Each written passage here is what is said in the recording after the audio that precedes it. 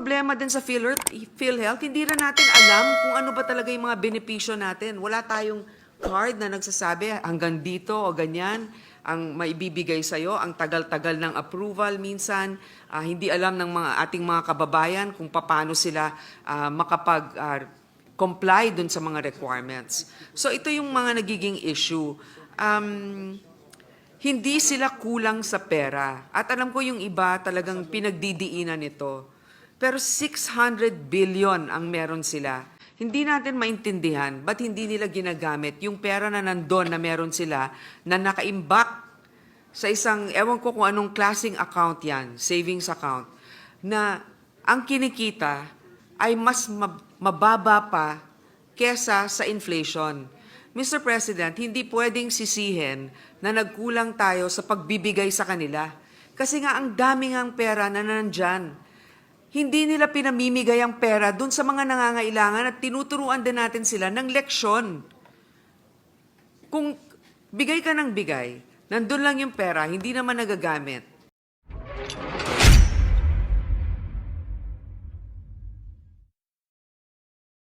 Mr. President, it's true that compared to the NEP, there may have been a decrease, but bearing in mind also that compared to 2024, there's been an increase. And we know that for a fact that the increase can cover the current needs for personal benefits and pensions. Yes, Mr. President. Pero yun lang, I'm just looking up, I'm just pointing out the fiscal space that Congress has freed up under programmed appropriations. Yun po, that's what I'm pointing out. And bago malimutan, we also freed up 74 billion pesos, 74.4 billion pesos sa Philhealth subsidy. Tama po yun, which is under programmed appropriations. Tama po? Yes, Mr. President. Why did we have to do that, Mr. President? Sa dami na ng... hindi pa tayo makakame up ng total amount of the fiscal space which we have freed up sa programmed appropriations because hindi natin alam yung how much of the 373 billion of new items under unprogrammed appropriations came from program. Hindi pa natin alam eh. But we will add to that the MPBF, we add to that the PGF na mga freed amounts plus the 74 of the Philhealth. Kinailangan pa ba natin na i-zero talaga si Philhealth to free up 74 billion pesos, Mr. President? I know, Mr. President, that's also the question of many. And I've thought about this long and hard. And there's no denying that Philhealth has a savings amount of 600 billion, Mr. President. And that's also the reason why initially the administration thought of it as a way also to augment certain short fundings that we had, for example, for health workers, etc. Hindi natin maintindihan ba't hindi nila ginagamit yung pera na nandun na meron sila na nakaimbak sa isang, ewan ko kung anong klaseng account yan, savings account, na ang kinikita ay mas mababa pa kesa sa inflation. Mr. President, hindi pwedeng sisihin na nagkulang tayo sa pagbibigay sa kanila. Kasi nga ang daming ang pera na nandyan. Hindi nila pinamimigay ang pera dun sa mga nangangailangan at tinuturuan din natin sila ng leksyon. Kung bigay ka ng bigay, nandun lang yung pera, hindi naman nagagamit. Paano naman yung mga ibang programa rin ng gobyerno na nangangailangan din ng funding? Yun nga yung sinasabi ko, pag meron kang, syempre, di ba, sinasabi natin, 5 yung anak mo, lahat yan kailangan pantay-pantay na mabigyan mo. Totoo yun. Pero sa lahat sa kanila, tinitignan mo rin kung sino may pangangailangan at sino naman ang may kakayanan na itayo rin ang kanyang sarili. Yun din ang sinasabi natin, it's a leadership problem also in Philhealth and it's a disbursement problem. Gaya nga ng sinabi ni Senator Cynthia, ang problema din sa Philhealth, hindi rin natin alam kung ano ba talaga yung mga benepisyo natin. Wala tayong card na nagsasabi hanggang dito o ganyan ang maibibigay sa'yo, ang tagal-tagal ng approval minsan, hindi alam ng ating mga kababayan kung paano sila comply dun sa mga requirements. So ito yung mga nagiging issue. Hindi sila kulang sa pera. At alam ko yung iba talagang pinagdidiinan nito. Pero 600 billion ang meron sila. Samantalang, ang dami natin din pangangailangan pagdating sa edukasyon, pagdating sa infrastruktura. Alam mo, maganda talagang magbigay ng social protection, wealth transfer. Importante yan. Pero kailangan din natin ng wealth generating initiatives kasi hindi natin mapopondohan ang mga ibang bagay na magbibigay ng suporta sa ating mga kababayan kung ang gobyerno ay walang programa na magpapalago ng ating ekonomiya. I'm reminded of the saying that health is wealth. But I don't think, Mr. President, that we can use funds meant for health so that we will justify this, that we will generate wealth for the nation. Mr. President, So, the budget of the DOH has increased from last year. So it may not have been an item, for example, in particular for Philhealth. Pero,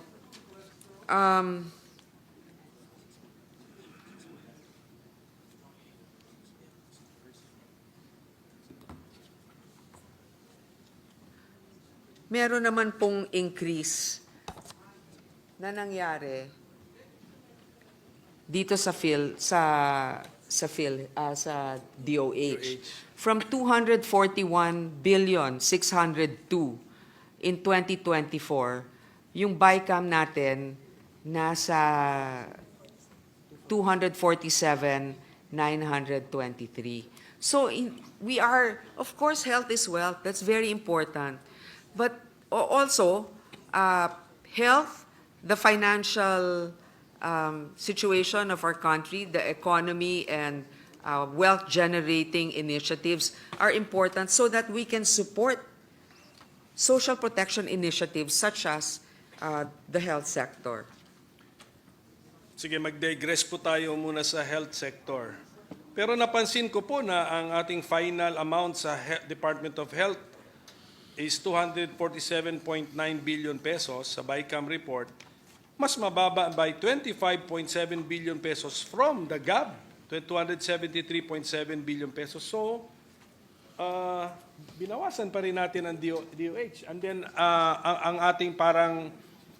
ang ating pampalubag loob lang ay yung level, nung binawasan na, yung ending amount is still higher than the 2024 GAE amount? Yes, Mr. President. But why did we reduce it, Mr. President, by 25.7 billion pesos, which is a very significant amount also, Mr. President? Well, Mr. President, there are certain agencies that we also supported. Like, for example, the Department of Agrarian Reform. We had given them an increase for their budget. We also had given the state universities and colleges an increase in their budget. The DICT, we've also given them an increase. The Department of National Defense also has an increase. So, Mr. President, if possible, we would like to increase all, but then also because of the substantial budget allocation of other departments, we also made sure that departments that are also crucial have a respectable amount that they can operate with. So, pwede ba nating masabi na itong 74.4 billion pesos ng Philhealth na ziniro natin ay binigay sa ibang mga ahensya ng gobyerno na sa tingin natin ng ating committee na mas nangangailangan o mas deserving ng amount, at masasabi ba natin na hindi directly health-related yung napuntahan ng 74.4 billion pesos na yon? Mr. President? Mr. President, um, hindi sa masasabi nating more deserving, more in need, perhaps. yes. And then also, yes, I think I know where your next question will lead to. But yes, I think transparently you can look that if you look at the increase in some appropriations, they're not health related. Yes, they're not health related. Ngayon, Mr. President, ang problema kasi yung timing din ng pagbaba natin eh. We want to teach them a lesson, pero 74.4 billion pesos tatanggalin natin, isi-zero natin. Pero hindi ba natin alam na pinasa natin dito sa chamber natin yung panukala na pababain ng premium rates. Nababa natin eh. At the same time, inutusan natin sila to increase their compensation packages, which ginawa nila. Tapos hindi lang dagdagan pa, may konsulta, etc. So, ang nangyayari po, Mr. President, we are being conservative with Philhealth by reducing the subsidy by 74.4 billion pesos at a time when when Philhealth has now committed to be more proactive, aggressive, and then we are returning some benefits to the direct contributors by lowering the contribution rate, Mr. President. Ganyan ang nangyari. So, parang hindi makatwiran yung 74.4 billion pesos reduction. Wrong timing pa. Now that kung ano yung itinuturo natin sa PhilHealth, pinipressure natin sila, gagawin na nila, tapos ngayon parang pipilayan natin sila para magawa nila yung sinasabi natin gawin nila, Mr. President. Mr. President, unang-una, hindi ako naniniwala na mapipilayan sila. Kasi nga may pagkukunan pa rin silang 600 bilyon. So sabihin na natin, 70 billion ang hindi na nalaan sa kanila ngayon sa budget. Meron naman silang pagkukunan na 600 bilyon. Ngayon, sa susunod na taon, kung talagang tinupad nila ang kanilang pangako na number 1, mas iigihan nila ang pagbigay ng suporta sa mga may sakit na nangangailangan. Pangalawa, na-implement na yung batas. Ewan ko kung napasa na ba yung batas na yon na bababaan yung premium at hindi na dapat kasama sa batas yung pag-increase ng premium na yon. At saka natin masasabi na, sige, sa susunod na taon, 2026 budget, pwede na nating punuan muli sapagkat nagagamit na nila yung kanilang reserba. Nakalimutan ko nga i-mention na pinush ko nga sila na magkaroon ng dental services at ngayon nababasa natin that they are also offering dental services, Mr. President. Exactly, Mr. President. I think this can be evaluated. For But- example, you have a child who has committed something, you're teaching your child a lesson, hindi naman porket na nag-reform na kaagad, ay ibibigay mo na muli. Kailangan mo nang patunayan rin na masusustain ito. Magagawa niya talaga ng tuloy-tuloy. Kaya nga, dito, uulitin ko at alam ko marami rin ng magtataka dito. No? Pero 600 billion, may pera kang ganon. May mga ibang programa ng gobyerno na pwede ring pondohan. At hindi naman maghihirap ang PhilHealth dahil meron silang pagkukunan para bayaran. Ang problema nga nila noon, hindi nila ginagawa yon. Kaya ngayon, salamat sa inisyatibo nga, sinabi nga natin, yung ating minority leader, sinabi, dapat meron kayong dental benefits o gagawin daw nila o ginagawa na nila. O ngayon, may batas pero hindi ko alam, parang hindi pa yata napapasa na hindi muna itataas ang premium, 'di ba? Hindi pa yan batas. 'Di ba? Iamyenda pa lang natin 'yan. Hindi pa yan nangyayari. So sa ngayon, ang dami nagrereklamo na ang taas ng premium ng PhilHealth tumataas, pero ang benepisyo nila hindi pa rin ganyan. Kaya meron pa rin silang nakokolektang premium na mas mataas. Ang ating problema sa PhilHealth subsidy kasi, Mr. President, is yung formula is provided by law. Yan po, that is the long and short of it.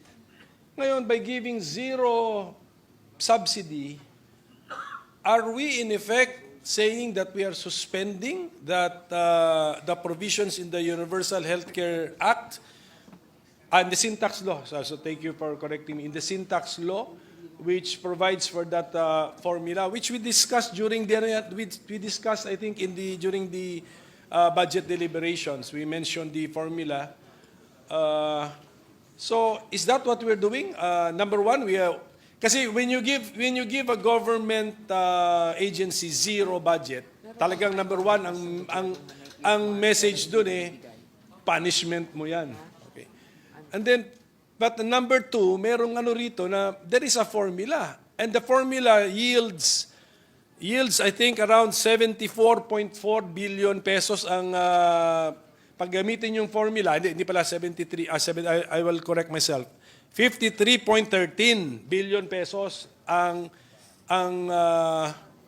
may-yield ng formula, Mr. President, around that amount. So, is it also our message that we are suspending the formula found under the syntax law?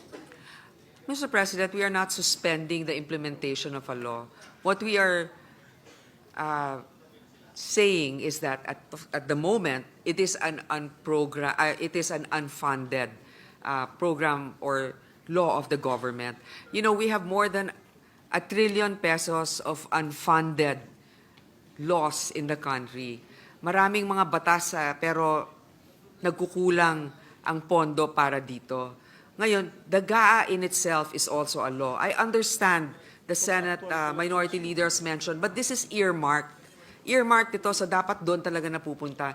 Pero yung BIR, for example, has also that earmark na they are able to harness or benefit from 1% of their total collections.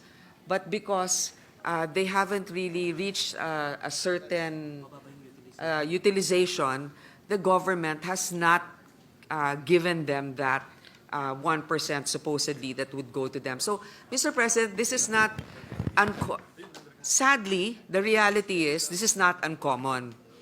And the GAA itself is a law. We have a discretion also to look at the macro picture of a particular time in our society and economy and to see what fiscal space we have. Thank you for that, Mr. President. But unfortunately, I think when we apply the formula for what is to be remitted to Philhealth under the UHCA, this is based on actual revenues or collections. So wala pong reason na masabi nating it will be an unfunded mandate kasi if the collection is zero, percentage of zero is zero, pero may collection So we have to, if the sponsor will allow me to read the provisions. No? Ano ba dapat ang binibigay sa PhilHealth? Utos ng Universal Healthcare Act. Revenues from excise tax on sugar-sweetened beverages.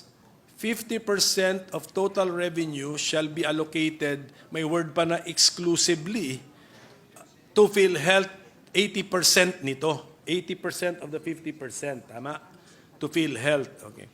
Revenues from excise tax on alcohol products, 50% of total revenue shall be allocated exclusively to PhilHealth, to the tune of 80% of that 50%.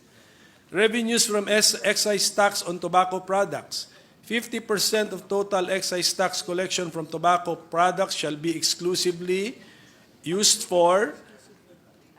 allocated to PhilHealth to the tune of 80% of that 50%. And then revenues from excise tax on heated tobacco products and vapor products, from the total revenues, PhilHealth must be given 80% for the implementation of the Universal Healthcare Act. And then, sa pagkakaintindi ko, ito na yon. That is why umabot tayo sa 74.43 billion sa NEP because health insurance coverage under syntax law amounting to 53.13 billion pesos to to be used for health insurance premiums of indirect contributors. Plus, inad doon yung 21.17 billion pesos benefit package improvement under the Universal Healthcare Law, plus a smaller amount of 127.5 million pesos special purpose insurance, million lang po yun, 127.5 million pesos special purpose insurance coverage for the health insurance premiums of the beneficiaries under Pamana program. Pag isuma total lahat yun yung 74.43 billion pesos na nasa NEP as subsidy to Philhealth. Pero meron pa nagdi-dispute na hindi yan tama, di ba? Although I must hasten to add na meron pa nga nagdi-dispute dyan that if you properly apply the formula, it should even be a bigger amount than the 74.43 billion pesos. That's the point, Mr. President. And then na-zero na natin. And then, admittedly, ang destinasyon nung na-free up na 74.4 billion pesos, aminado tayong hindi sa directly health purposes, Mr. President. So that's what happened to Philhealth, Mr. President. So it's a different. This is my opinion, Mr. President. The subsidy for Philhealth is in the nature of is like an automatic appropriation because the law provides for the formula. Parang ministerial act na lang sa DBM to determine the amount under the formula and then give it as a subsidy. Minimum amount of subsidy kasi itong mga benefit packages, dagdag na po yan. Pero minimum amount of subsidy is determined by law. So when we are discussing general principles ng budget, when they mention automatic appropriations, ang instruction nila sa Congress, you cannot touch automatic appropriations because the appropriation is provided by law. So that's the point of this representation, Mr. President. Mr. President, if I may, there are also other laws that specify that the government will automatically appropriate. But then the reality is, even if the government wanted to, it hasn't been able to appropriate, as I mentioned, more than 1 trillion pesos worth of funds that belong to, that should have funded certain laws that have been passed. So, Mr. President, I think we can argue about this all day. I understand the point of the minority leader. What I'm just saying is that with discretion also of the legislative body, we believe that the 600 billion of Philhealth is for them to be able to utilize. They are not definitely destitutes. They have the funding for it. And if they also show their capability to utilize those funds, next year, definitely it will be a different scenario once we evaluate the progress that they have made. Because we can go back and forth to this, and as the minority leader has said, that doesn't stop him from questioning this from another independent body, the judiciary, to clarify the matter. Yes. But we stand by the fact that the GA is also a law, looking at the snapshot of hopefully the next year and how we will be able to fund all our priority projects. So, Mr. President, yun lang, I'm just pointing this out na we may be inviting another case before the Supreme Court because under the theory that the GAA, if we pass this, is amending indirectly the syntax law, Mr. President, the formula. Well, and then, Mr. President, para na rin po hindi humaba, can I just make of note my observations and then request in writing some further information about them, Mr. President? So, for example, we increased the Office of the President budget by 5.4 billion pesos. Ang tanong na lang siguro, why? In writing na lang po. Kasi pwede naman yung nung sa plenary, pwede naman talagang nailabas na lang yun kung if they really need additional 5. Mr. President, if may I clarify it, because I think it's for good reason. This was actually a request because all of a sudden, we have been chosen or we have been assigned to host the ASEAN summits. Dapat yan kasi Myanmar. For some reason, some delegates said na they're not comfortable because maybe of some political situation in Myanmar, and the next is the Philippines. So that's exactly the amount that is needed for the ASEAN. That is the only addition because when they did the NEP, wala pa yung designation sa atin. Meaning to say that this 5.4 billion was reflected in the Senate committee report. Yes, Mr. Correct. President. Okay, so congratulations for that and thank you for pointing that out, Mr. President. Nasunod yung ating version. Finally, no? Yes, thank you. Then, Mr. President, ito kung pwede na lang din in writing unless of course our chairwoman feels the need to explain it right now. The Office of the Secretary of the Department of Agriculture suffered a decrease of 22.3 billion pesos. O bakit po? Malaki po yon.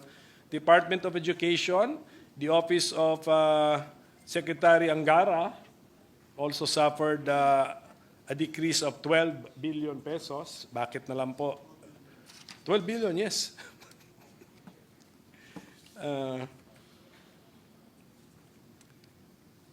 And even the UP system, we reduced it by 641 million pesos. Bakit po? And then,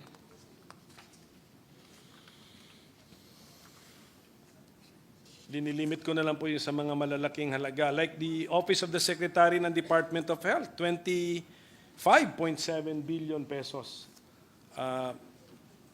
Bakit po? Binawasan natin siya. Halos 10% po ng budget din niya yun.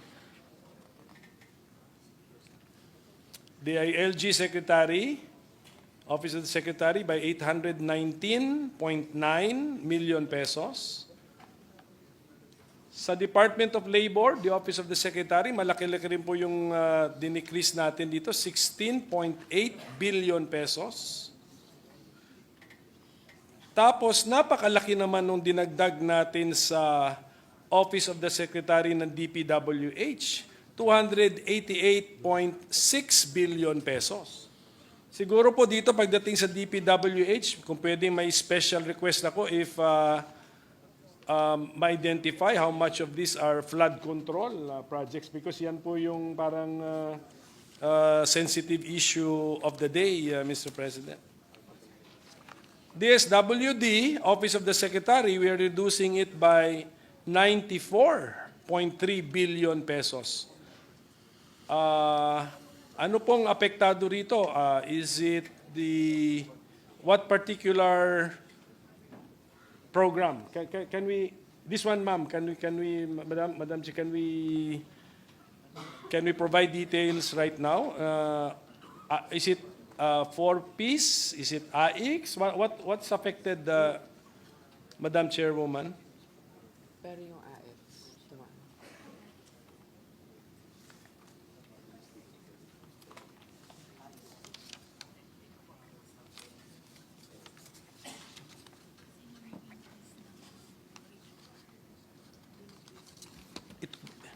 Ito ba? Basahin mo pa. So ano nga yung mga nababa? Sumatotal nito mga to. Sumatotal ba yung baba? Yung AX ba tumaas? Ano yung mga tumaas? Kasi mas mataas pa rin siya sa last year. Minus siya. Ay, ito na kasama sa 74 nito. Tama ba?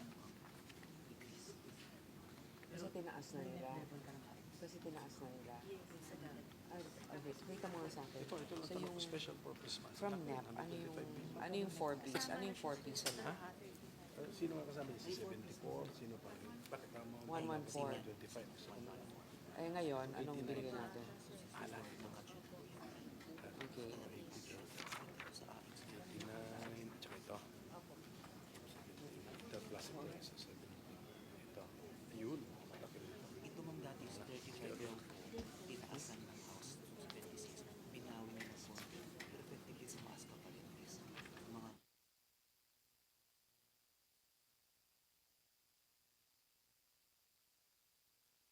ano dapat?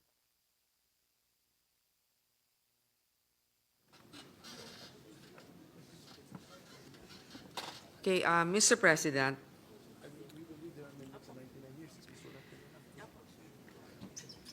Yes, ma'am. initially, there's been a decrease in the four-piece program from the proposed NEP. And then, but then there's also from the NEP, actually, there's been an increase in the IX program. So in the IX.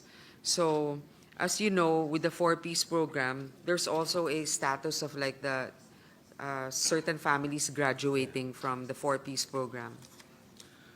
But for the DSWD Office of the Secretary to be decreased by 94.3 billion, malaki po 'yun. That could not have come from the four-piece programs decrease, Mr. President.